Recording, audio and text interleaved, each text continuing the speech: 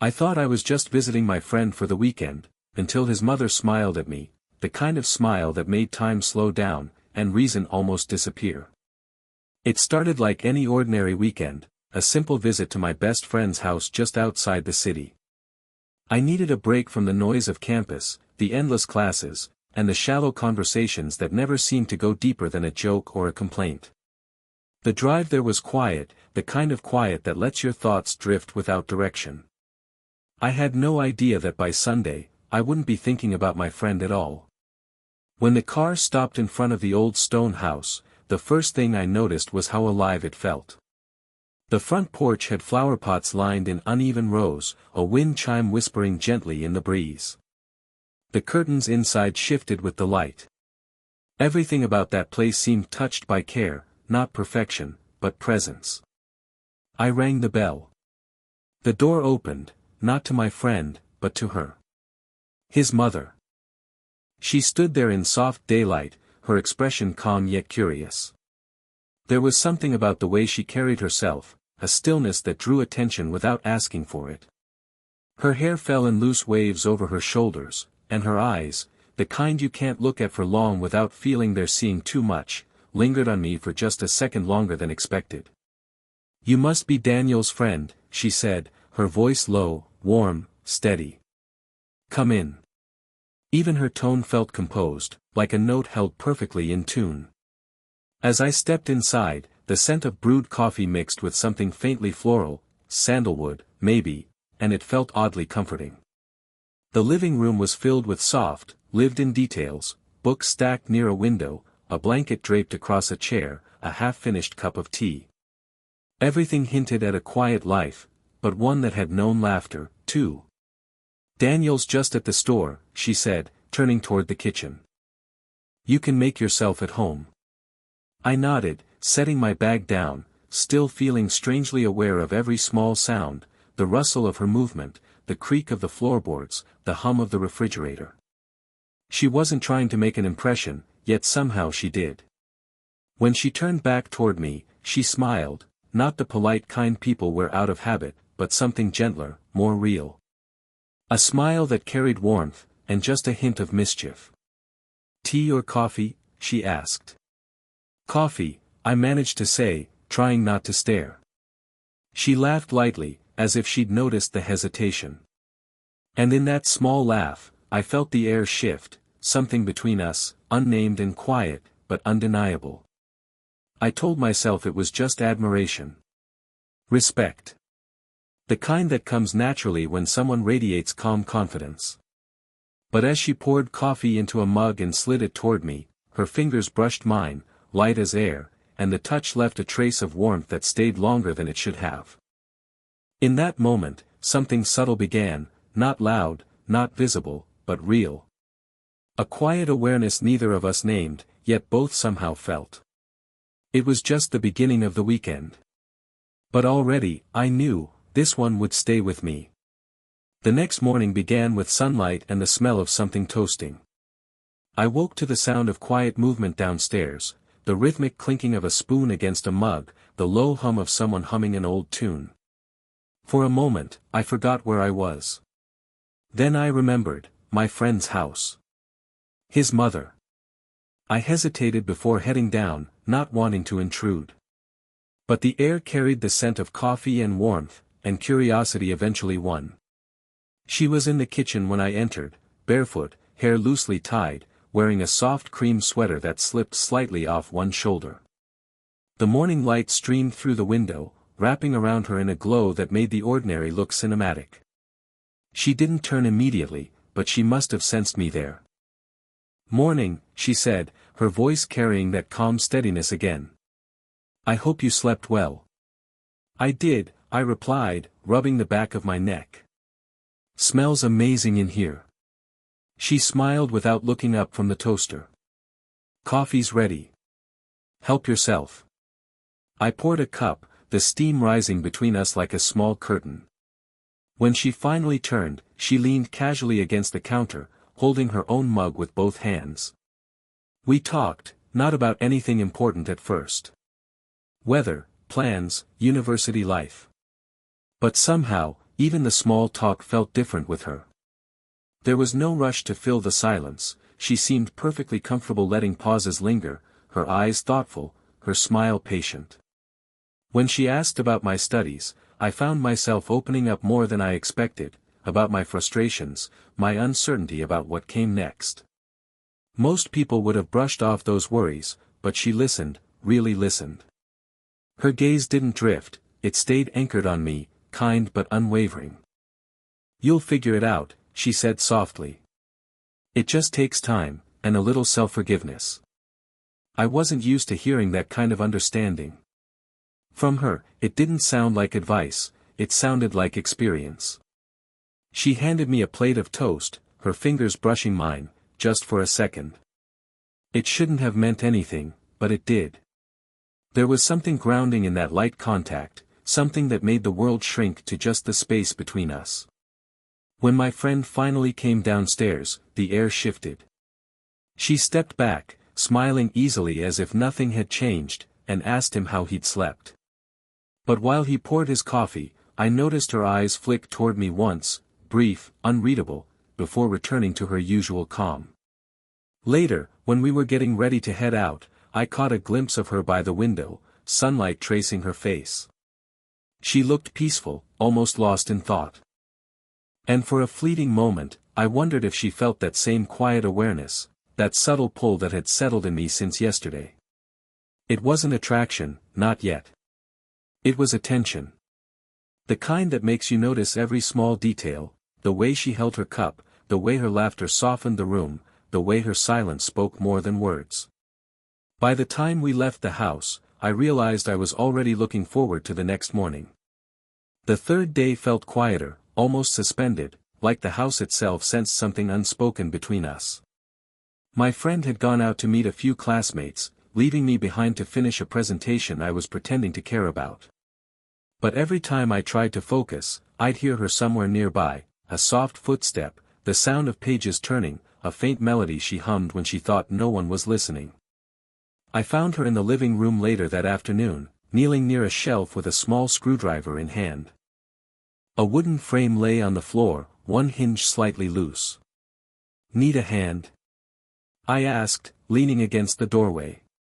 She looked up, strands of hair falling forward, and smiled. "If you don't mind getting your hands dirty." "I don't," I said, stepping closer. The shelf wasn't really heavy, but it gave me an excuse to stay near her. The air smelled faintly of dust and her perfume, that same soft, woody scent I'd started to associate with calm.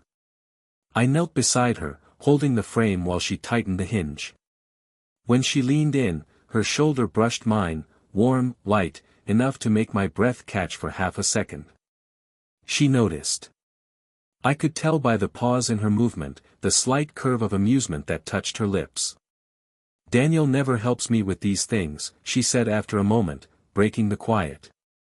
"Too busy or too distracted, I suppose." "Guess I'm more reliable," I said lightly. Her eyes lifted to mine, calm but knowing. "Careful," she said, voice low. "You might make me expect too much from you." The way she said it, half a tease, half a truth, sent a quiet jolt through me. I didn't look away. I didn't know what I was supposed to say, so I just held her gaze. Then, as if sensing the weight of the silence, she stood and dusted her hands. "You're easy to fluster," she said, a smile tugging at her mouth. "I'm not," I lied. Her laughter was soft, not mocking, but warm, like she appreciated the effort. She stepped past me, close enough that her arm brushed mine again, and the faintest trace of her perfume lingered in the air between us. "Thank you for the help," she said as she walked toward the kitchen. Then, glancing over her shoulder, she added, "But be careful what you offer, You're still young. Some things aren't so easy to handle." There it was, the challenge, wrapped in humor but laced with meaning. I smiled back, unsure whether to take it as a warning or an invitation. Maybe it was both. When she disappeared around the corner, I stayed there for a long moment, pretending to fix the same shelf, even though it was already done. Because the truth was, I wasn't thinking about the hinge or the shelf anymore. I was thinking about her voice, the way it lingered in my head like a dare I wasn't sure I should answer. It began to rain that evening, one of those slow, thoughtful rains that quiets everything. My friend had gone out again, and the house felt wrapped in stillness. The windows blurred with droplets, the soft hiss of rainfall filling the spaces between sounds. I was sitting in the living room, flipping through a book I wasn't reading, when she appeared in the doorway. She wore a light cardigan over a simple dress, her hair loose now, a few strands damp from checking the windows. She looked peaceful, or maybe just tired. "Power's gone," she said as the lights flickered once, then surrendered completely. The room dimmed into candlelight. "I'll grab a few candles." A few minutes later, she returned with a tray, 2 mugs of tea, a candle flickering between them. She set it down on the coffee table, and in that amber glow, everything felt slower, softer. The shadows moved like breath on the walls. She sat across from me but not far, close enough that I could see the faint shimmer of rainwater on her arm. "It's strange," she said quietly, watching the candle. "How quiet the house feels when it rains. Used to be full of noise. My husband talking too loudly, Daniel running around, and now," she stopped, smiled faintly, "now it's just me and the sound of weather." I listened, unsure if I should speak. There was something fragile in her voice, not sadness exactly, but an ache that came from remembering too much. "You ever miss it?" I asked softly. She looked up. "Every day. But you learn to live with the quiet. It becomes part of you." The rain thickened outside, a steady rhythm against the glass. For a while, we just sat there, watching the candlelight dance. Then, without really planning to, I said, "You don't seem lonely." That made her laugh quietly, almost to herself. "Appearances, darling. You'd be surprised what people can hide behind a calm face." Her honesty caught me off guard. It wasn't dramatic or self-pitying, it was simply real. She turned her face toward the window, and the candlelight touched her features, outlining them in gold. "Sometimes," she said, "it's not loneliness that hurts most. It's being seen as invisible. People stop looking at you the same way once you've lived enough years. Especially men. They like things simpler." I didn't think before answering. "You're not invisible." She blinked, eyes meeting mine, steady, searching. "No. Not to me." The silence that followed wasn't awkward. It was electric, alive with everything we weren't saying. Her lips curved, a slow, knowing smile. "You're too young to handle me," she murmured.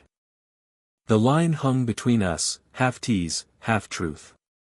But there was a tremor in her voice this time, a softness that betrayed the conflict underneath. "I don't think it's about handling," I said quietly. "Maybe it's just about understanding." For a heartbeat, neither of us moved. Then she looked away, a small sigh escaping. "Careful," she whispered. "You're starting to make sense." Outside, thunder rolled, gentle but deep, and I realized the distance between us had vanished without either of us standing. In the glow of one candle and the sound of rain, something wordless passed between us, something that didn't need permission, only silence. The rain had stopped by morning, but the stillness it left behind stayed. The house felt heavier somehow, as if it remembered everything that had been said, and almost said, the night before. I came downstairs expecting the same warmth as always, the familiar smell of coffee and her soft humming. But the air was different. She was already at the table, coffee mug in hand, eyes on the newspaper though she wasn't really reading it. "Morning," I said. She looked up, smiled, polite, practiced, distant. "Morning. Coffee's there." Her voice had lost its usual softness. It wasn't cold, just careful. The kind of tone people use when they're trying not to cross a line they've already stepped too close to. I poured myself a cup and sat across from her. The clink of the spoon sounded too loud in the quiet room. You sleep okay? I asked, trying to sound casual. She nodded. I did. You? Yeah, I said, even though I hadn't. I'd spent most of the night replaying the sound of her voice, the way she'd looked at me in the candlelight, half daring, half afraid. When I finally met her eyes, she looked away first. Daniel's coming home early today, she said quickly. He mentioned something about a project. Oh. I nodded, pretending to sip my coffee. That's good. She folded the paper neatly and stood up. I've got errands to run. You'll be fine here, right? I wanted to ask if something was wrong, but the words stuck. There was something about her posture, straight-backed, controlled, that told me she didn't want questions, only distance. Still, when she reached for her keys, I said it anyway. Did I say something last night that I shouldn't have? Her hand stilled on the table. She didn't turn right away. No, she said finally. You didn't. Then why? Because sometimes, she interrupted gently, what feels right, can't always be. Her tone wasn't scolding. It was almost tender, a soft attempt at protecting something fragile, maybe both of us. She turned then, met my eyes fully. There was a sadness there, but also resolve. You're kind, and you're honest. But kindness can complicate things when the world's watching. I wanted to argue, to tell her I didn't care about the world, but I knew she was right. There was truth in her restraint, even if it hurt to hear it. She smiled then, just enough to make it worse. Don't look so serious. It was just a conversation. But we both knew it hadn't been just that. When she left, the sound of the door closing echoed through the house like an unfinished sentence. I sat there for a long time, tracing circles on the rim of my coffee cup, realizing how strange it was, how someone could make a home feel full just by being in it, and empty the moment they walked away. It wasn't rejection. It was hesitation, quiet, deliberate, and heavy with everything we didn't have the courage to name. By the time the weekend drew to an end, the air between us had settled into something fragile and uncertain, like a glass that could crack from one wrong word. My friend was home now, so the easy quiet we once shared was gone, replaced by polite exchanges and glances that lasted a fraction too long. That morning, I packed my bag slowly, dragging out every small task, folding clothes that didn't need folding, checking drawers that were already empty. I told myself I was just being thorough. But the truth was, I didn't want to leave. Not yet. When I came downstairs, she was there, arranging flowers in a vase near the window, sunlight spilling over her shoulders. She looked calm, almost ordinary, but something in her stillness told me she knew it was goodbye. All set to go? She asked without turning. Almost, I said. Daniel's still getting ready. She nodded, adjusting a pedal that didn't need fixing. He always takes forever. I smiled faintly, watching the way the light softened her profile. For a long moment, neither of us said anything. The silence between us felt heavy but not uncomfortable, just real, filled with everything we hadn't said out loud. Finally, she looked at me. You've been good company, she said quietly. It's nice, having someone around who actually listens. I stepped closer, not meaning to, but drawn by something invisible. You make it easy to listen. Her eyes softened at that, warm, conflicted, searching. You shouldn't say things like that, she whispered, though her voice trembled slightly. Why not? It's true.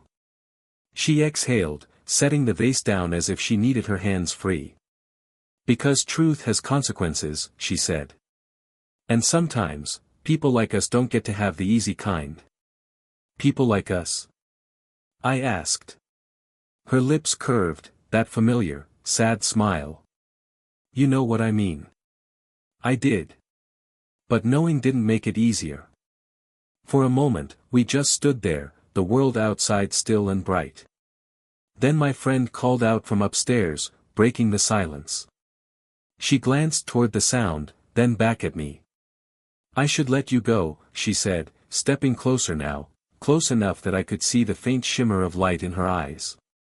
Maybe I don't want to go, I said quietly.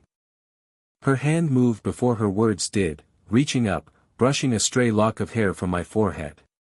The touch was brief, soft, grounding.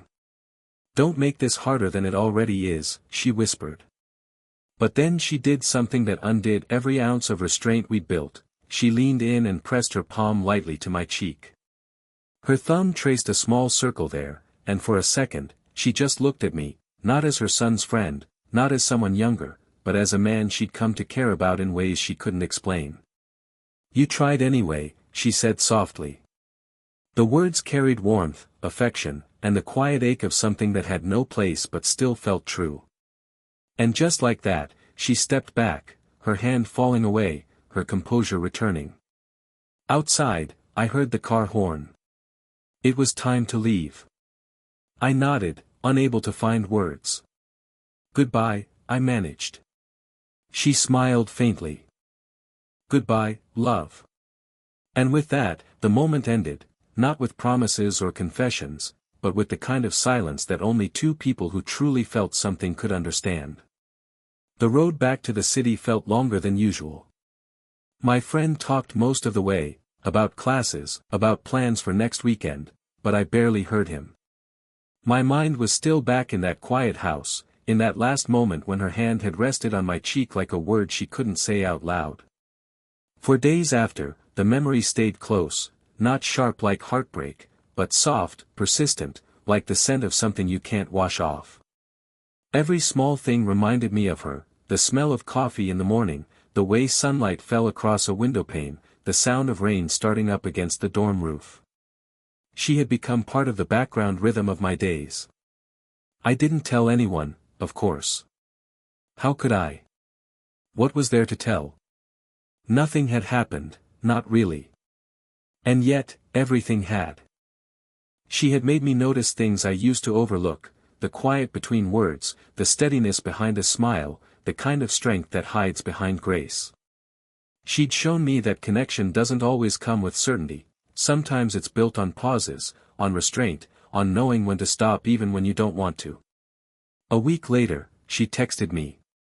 Just once. Hope you're doing well. Take care of yourself. That was all. No heart, no hidden message, just something simple, thoughtful, perfectly her. I stared at it for a long time before replying. You too. Thank you, for everything. She never replied, and somehow, that felt right. Because what we had wasn't meant to continue, it was meant to remain. A quiet chapter, written between moments, that didn't need an ending to have meaning. Sometimes, late at night, I'd think about that candlelit room, the soft sound of rain, her voice low and honest in the dark. I'd remember how she spoke about being invisible, and how, in that one weekend, she had been anything but. She'd made me realize that real connection isn't about time or labels, it's about being seen. And she had seen me, in a way no one else ever had. Months later, when the seasons changed and the city grew colder, I passed a cafe that smelled faintly of sandalwood and coffee. For a split second, I turned, half expecting to see her there, that quiet confidence, that half smile that said more than words ever could. But of course, she wasn't. Still, I smiled. Because even in her absence, she had left something behind, a kind of stillness, a way of seeing the world differently. I didn't think of her as a lost chance or a forbidden story. I thought of her as a lesson in gentleness, in how love, in its purest form, doesn't always ask to be named. Some people pass through your life for only a weekend. And yet, somehow, they stay, quietly, permanently, like the echo of rain against glass. If this story made you feel something, even for a moment, don't forget to hit like, subscribe, and share it with someone who believes some connections never fade. Your support keeps these stories alive.